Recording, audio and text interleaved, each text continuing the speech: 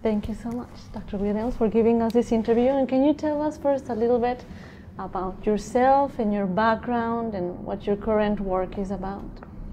So I have a lot of backgrounds. The question is, well, where would you like me to start? I'm from Chicago, grew up on the south side of Chicago. I was stimulated to go into medicine because there really wasn't a lot of good medical care access, and I thought I could fix it by being a south side of Chicago pediatrician.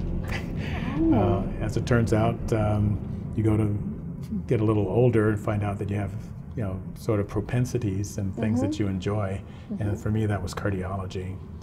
And so I thought that perhaps I could be a south side inner city cardiologist, and turns out I was able to do that in an academic center for 30 years. I was at University of Chicago, so college medical school. Most of my training was there. And so you're trained in, I see a slew of degrees here on the back wall. Can you tell us a little bit about your training too? So yes, I did internal medicine as a pathway to get to cardiology. Once I was in cardiology, I gravitated toward non-invasive imaging, and nuclear cardiology was a very early, in the early stages of development back then. I really adopted it, and it adopted me, sort of, and sucked me up in a vacuum. And I sort of developed the laboratory at University of Chicago for nuclear cardiology, and I ran that for, I think, about 28 years before I became chief of cardiology at Wayne State, and then after 4 years came over here to Rush. Okay, fantastic. And you are right now the current president of the American College of Cardiology. What is that position about, or what is that? So the American College of Cardiology is a really dynamic organization. The college has almost 50,000 members, and there are many international members. We actually have local chapters in each of the states, as well as Puerto Rico. But we also have 34 international chapters as well. Our mission really is to improve heart health and transform cardiovascular care. So in the past, folks sort of thought of the American College of Cardiologists as sort of a trade organization for improving practice or income, and nothing could be further from the truth. We deal with those issues when they come up, but really not so much from the lens of the practitioner as much as the lens of the cardiovascular patient. And so we get involved with advocacy, teaching, research, education is a major issue for us. We have the top cardiovascular journal in the world. That's the Journal of the American College of Cardiology, with the impact factor, which is better than all the rest of them.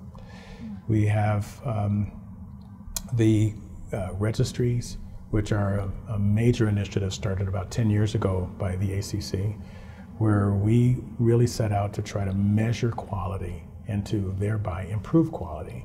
And so the National Cardiovascular Data Registry, or NCDR, has multiple arms: outpatient, cath lab, peripheral artery disease. There's so many different ways of evaluating practitioners and giving them feedback on how they're doing.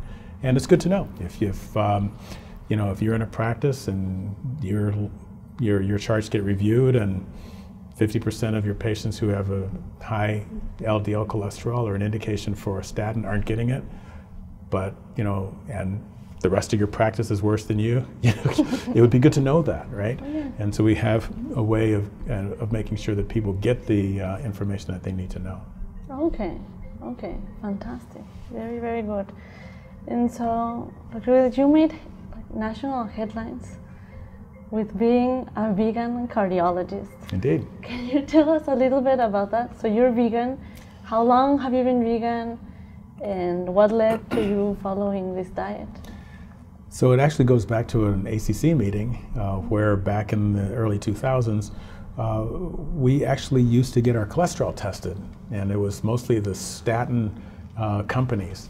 At the meetings, they would test your actually cholesterol? Test your cholesterol, and fantastic. I had done it. Maybe I'd skipped a year or two, but I had done it pretty much regularly.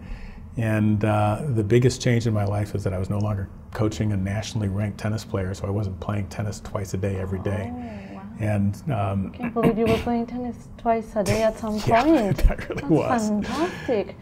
So, you know, with that change in exercise level and a little bit of aging and maybe skipping a year or two, I actually found out that my LDL cholesterol had gone up from, you know, not the best level, about 110 to 170.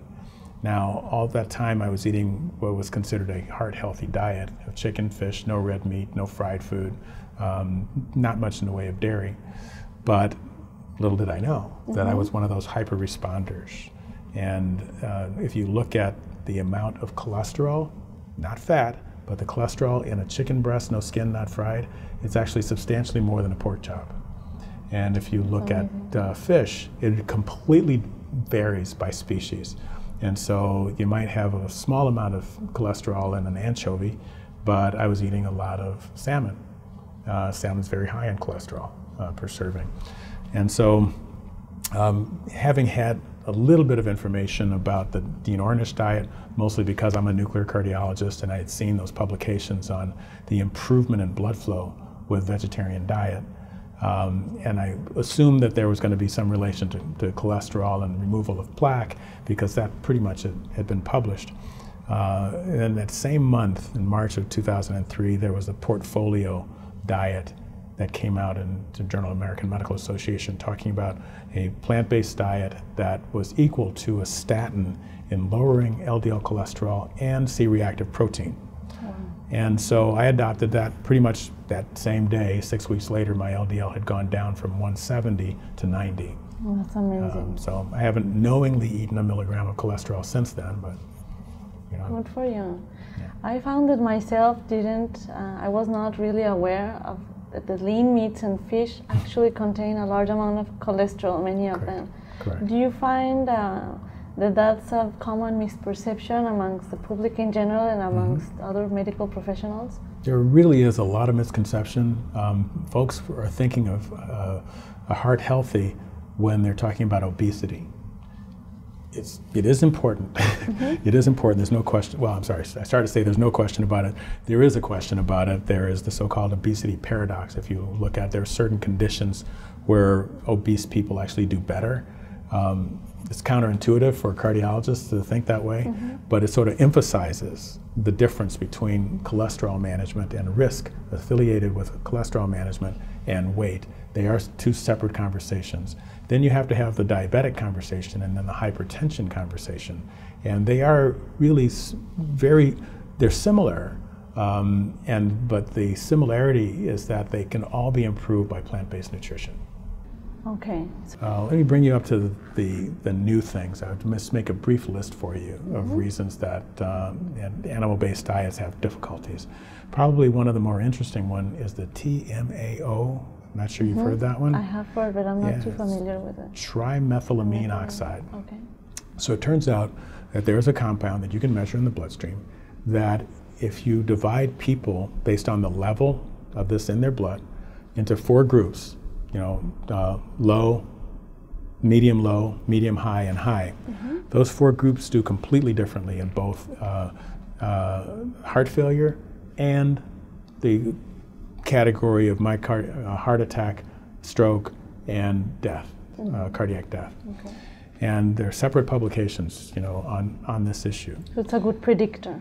It's a really good predictor because it's more than just a risk factor. It actually is causative. That is, it does blood vessel damage, creates plaque, makes it more likely that the plaque's going to rupture. Then you clot on top of that plaque and create an event, whether it's a stroke, heart attack, or amputation, typically in a diabetic. It's like an inflammatory marker, sort of. It's actually a vasculopathic chemical. Okay. So trimethylamine oxide. Okay. So where does it come from? Comes from the liver when the liver is presented with trimethylamine. Where does trimethylamine come from? It comes from the GI tract when bacteria convert phosphatidylcholine mostly into the trimethylamine. Well, it turns out that if you have a species of bacteria that are slow converters, you do better. If you wipe out, and they've done this at Cleveland Clinic, in an animal model, you wipe out the bacteria that produce them and put in bacteria that don't produce a lot of trimethylamine, you actually do better. However, or in terms of lowering the trimethylamine oxide level. The other way is to be genetically gifted with a liver that very slowly converts trimethylamine to trimethylamine oxide. Okay. But if you're a person who converts a lot of it, you're going to get a high level. Well, the other way to go about this, of course, to lower the level, would be to not eat the things that result in the phosphatidylcholine, which is basically the carnitine and the choline, and that comes from the diet. And so mainly what? Mainly animal product? Meat? Eggs, cheese, milk. Okay. And so if you the avoid animal products and not animal byproducts. Okay. Exactly. So if you avoid them, you probably could shunt not worry about taking a probiotic or antibiotic or changing your liver enzymes or anything like that. And so that's some pretty strong evidence that that we could use to try to convince people that plant-based nutrition, but on the basis of just that one compound. Unfortunately, there's loads of other compounds. We could talk about cholesterol and oxidized LDL cholesterol, but that's sort of older stuff. The newer stuff, how about phosphorus? Phosphorus. If we all measure high in animal products. Absolutely. Milk, yeah, high in animal products, low in vegetable products. If you measure phosphorus in a group of people who aren't on dialysis, they're all about the same. Doesn't matter how much you eat, you get about the same level. Why do you get the same level? Because you have a regulatory hormone called FGF23, fibroblast growth factor 23. It turns out that FGF23, it will go up if you eat a lot of phosphorus, it'll go down if you don't eat much, and it'll keep you perfectly regulated in your phosphorus level. The problem is, FGF23 is vascular toxic, okay? Oh, no. And so you end up with this hormone that creates hypertrophy of the ventricle and is associated with heart attacks and sudden death and heart failure. Similar to TMAO. So another problematic compound. Right, so how would you lower that? Just lower the phosphorus in the diet. Tremendous. Now, and that would be decreasing animal products or avoiding animal products. That's right. Meat, dairy, eggs, fish. More fruit and vegetables, high fiber, should lower your phosphorus levels. Okay. So anyway, we could look at it from several biochemical points of view. But the fact of the matter is, it may be that vegetables aren't really good for you, but animals are terrible for you. That could be what it is. And that's so when people talk about the F&V, the fruits and vegetable campaign that I know the White House is taking up, it really does make a difference. And there probably are some really good things about the vegetables and fruits in terms of some everything of them which we don't even know about. Correct. Right? And it's antioxidants and it's vitamins and it's nutrients and fiber. That may be all well and good, but it might just be that the animals are so bad for you that eating anything else that could nutrify you without eating an animal is probably going to show up better. So, not the biggest fan of being a pescatarian based on the Seventh-day Adventist data, which says that it's sort of an intermediate outcome between the standard American diet and a vegan diet. But if you could lower your heart attack rate just by eating fish twice a week and getting away from red meat, that's sort of tells you how toxic it is.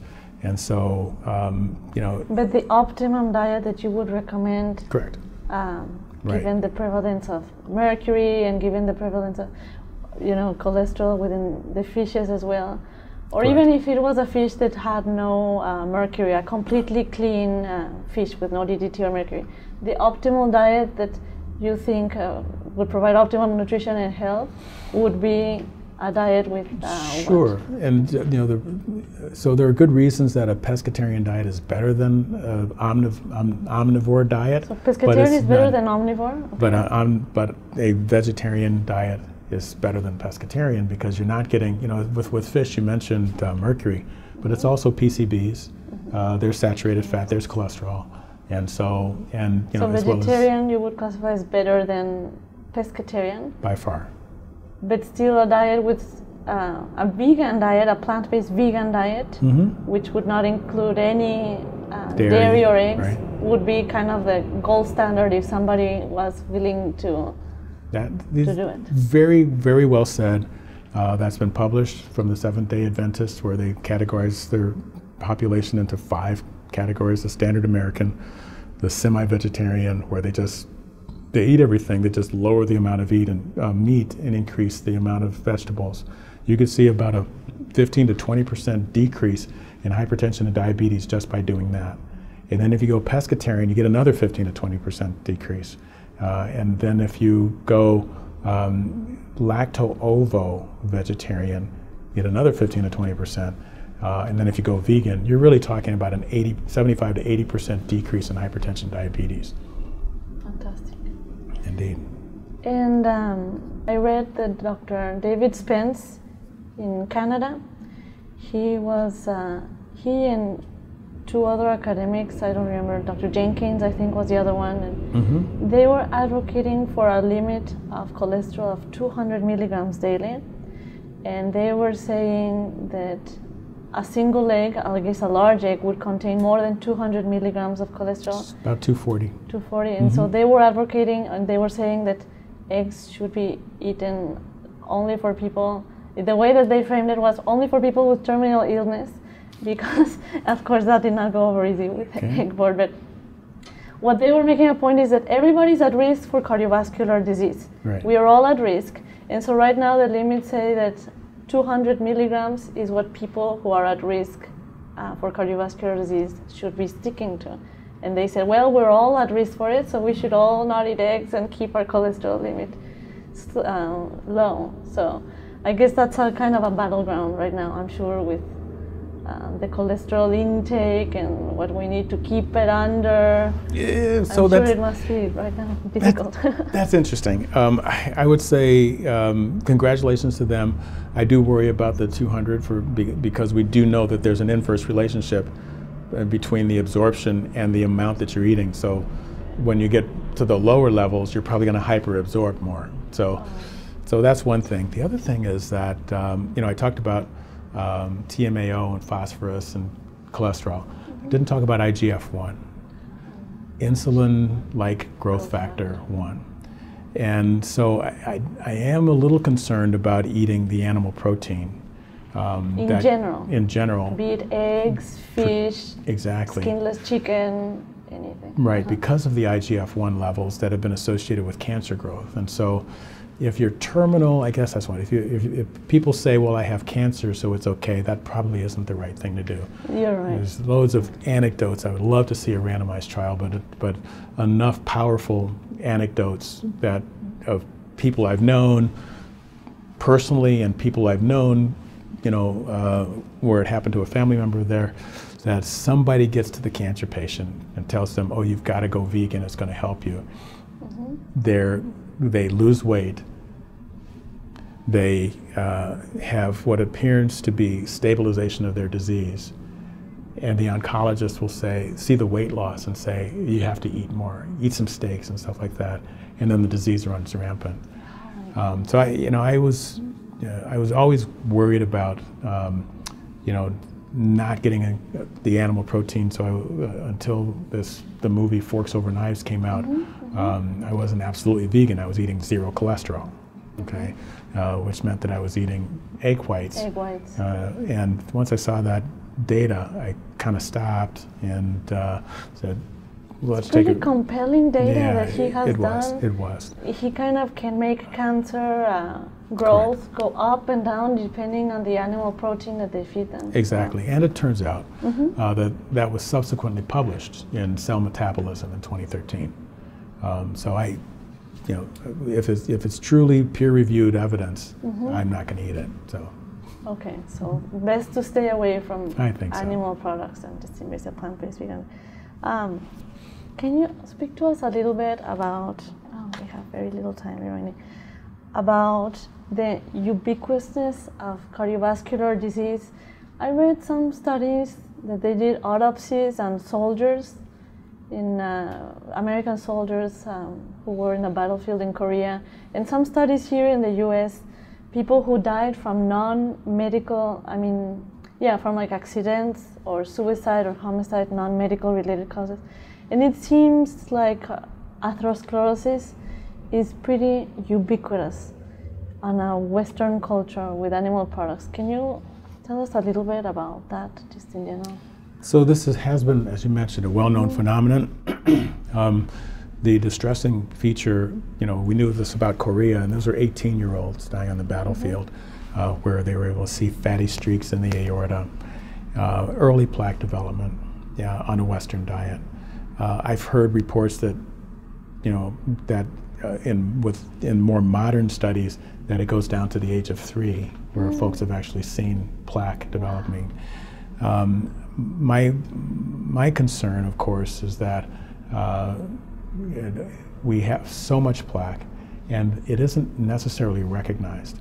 The best sort of reconciliation of that was actually done about, 20 years ago, 1995, by Steve Nissen at Cleveland Clinic, doing intravascular ultrasound on the arteries of people who had donated their hearts for transplant, motor vehicle accidents, people like you said. And in order to donate your heart, you have to have an angiogram that shows no atherosclerosis, no plaque. And so the coronary angiograms were completely normal on these people, but Steve actually did intracoronary ultrasound, okay? Intravascular ultrasound inside the coronary arteries, and showed an increasing relationship between the amount of plaque that's not seen by the angiogram, which was considered until then to be the gold standard. Not seen by the angiogram, and related to age and smoking and gender. And so that was published in Circulation. I think it should have affected most of us, because we had actually heard about this, the so-called Glagoff phenomenon. Seymour Glagoff was my pathology instructor at University of Chicago. And in 1987, he published an article in New England Journal of Medicine describing how you start off with a normal artery, and then over time, with the Western diet, you develop plaque.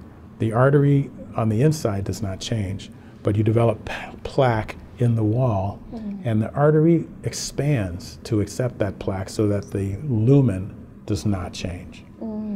That happens when you get to the moderate level. You could have a massive amount of plaque out here, okay, in the wall. External remodeling. The Glagoff remodeling hypothesis, as he called it, but it's not a hypothesis anymore, it's been very well proven, is that you will accumulate plaque in the wall and remodel the artery outward until you overcome the ability of the artery to dilate up and take more plaque. And then, and only then, you start to get a narrowing. So the problem that we've had, as Steve Nissen pointed out 8 years later, is that we under-recognize plaque with the plaque burden using angiograms.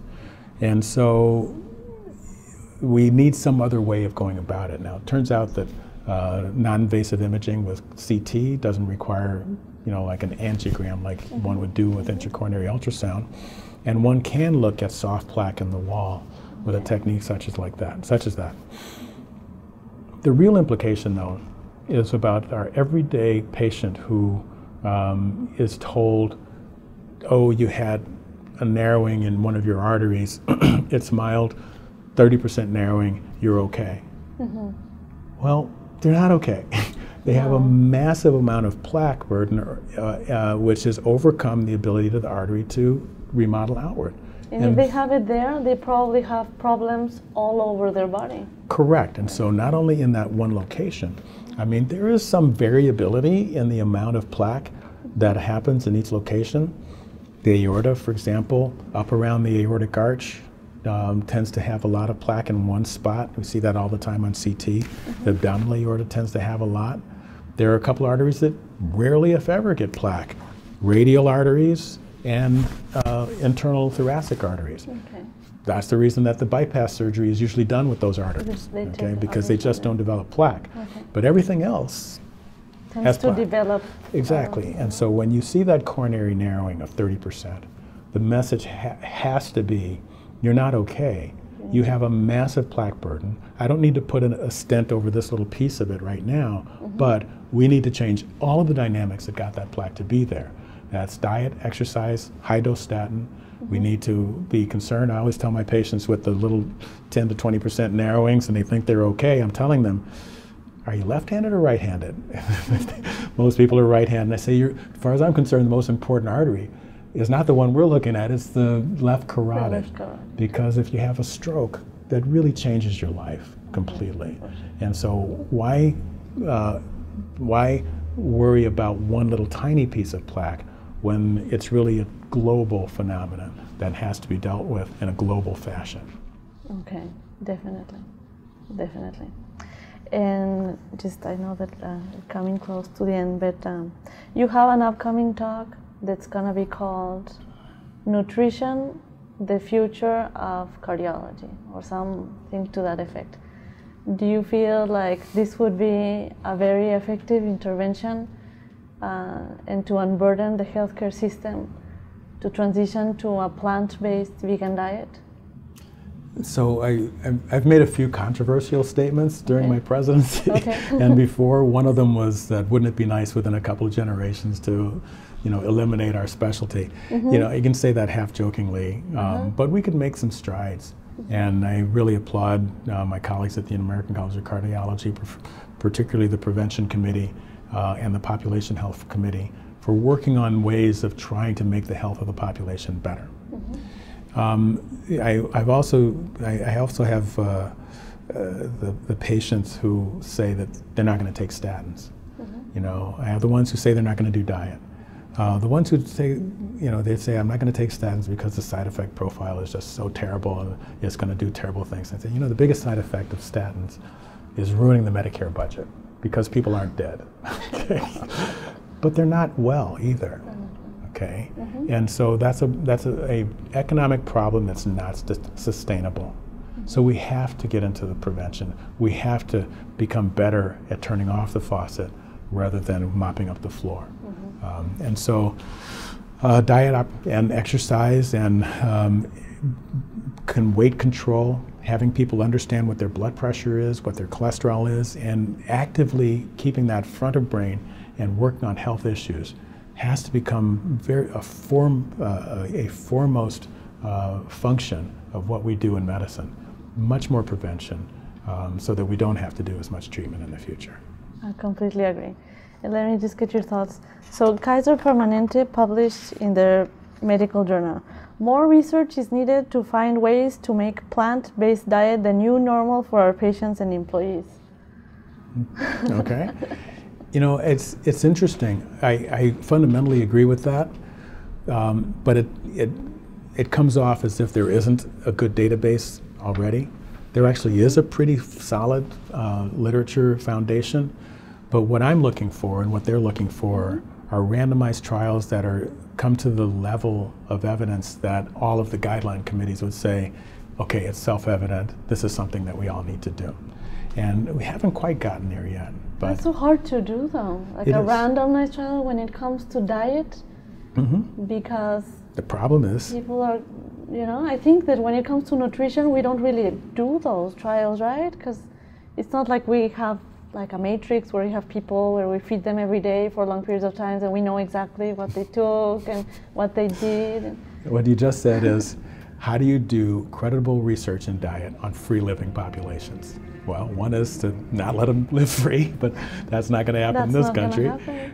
There actually was one person who did this, the Kempner diet back in the 30s and 40s, and I think that institute stayed open for a long time. And there was one unfortunate accusation that he had, abused a patient to make sure that they stayed on the rice diet. But that's not something that we do. That's not something that we would want to do. And so what we have to do is trials such as people who are willing to do it, which may be a selection bias right there, and do similar to the Predimed trial, where you've got randomization between a Mediterranean diet and a standard American diet. It actually did show an improvement, even though it contained fish and lean, small amounts of lean meat.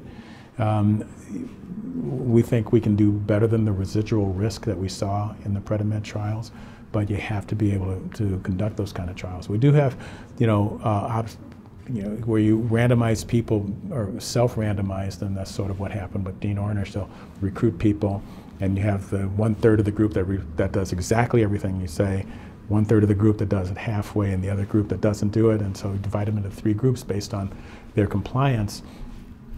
And those are very convincing, but they're not exactly randomized, and so the trialists end up throwing them out.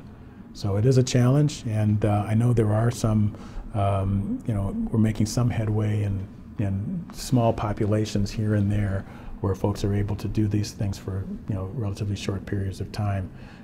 But yeah, I understand it's not the easiest thing to do. It's not but put in context with all the information that we have, I think that we have, substantial information to, recommend as physicians that as the best diet for optimum health and nutrition. I think that's a good summary statement. Is it enough to get into the guidelines? And we normally do very guideline-driven practice. You're talking about guidelines, yeah. I think most people would agree that some of the literature would be that as far as you're capable of going is where you should go towards plant-based nutrition, particularly if you have cardiovascular disease, a variety of cardiovascular diseases, and a lot of non-cardiac diseases. There may be some portion of the population, the cholesterol non-responders, the people who have mutations, non-function mutations of the PCSK9 gene, they come to mind. They could probably eat whatever they want and have an LDL cholesterol of 7 or 14, and so there are people. It's a minority. Yeah, there are some people who probably could get away with eating. That's not a good business model if you're in a barbecue chain, is to depend on the people who will not be harmed by it. That's not the best situation. But I understand that it's difficult to change people's diets.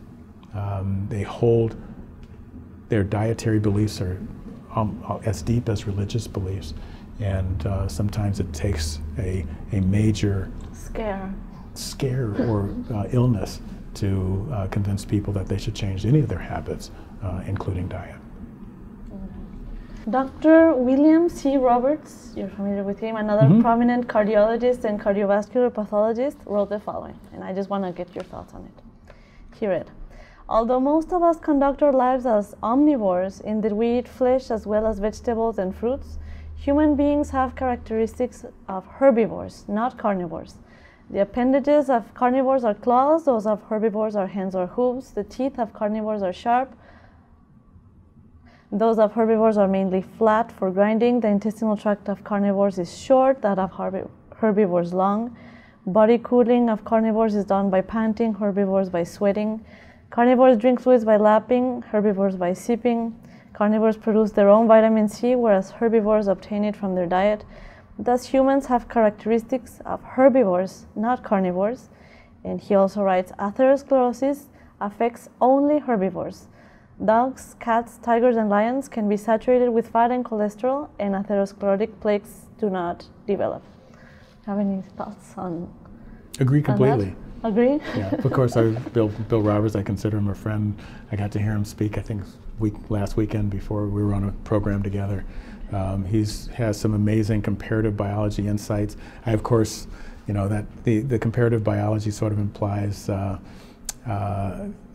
sort of evolution, which some people will reject. So for those folks, I actually have biblical references to, what the original diet is in Genesis. It's basically what he's saying. It's completely herbivorous. Basic plant-based vegan. Exactly, plant-based vegan. So, whatever side you fall on creation versus evolution, there's good evidence that plant-based nutrition is the best for you. What we're kind of more suited to digest and to chew.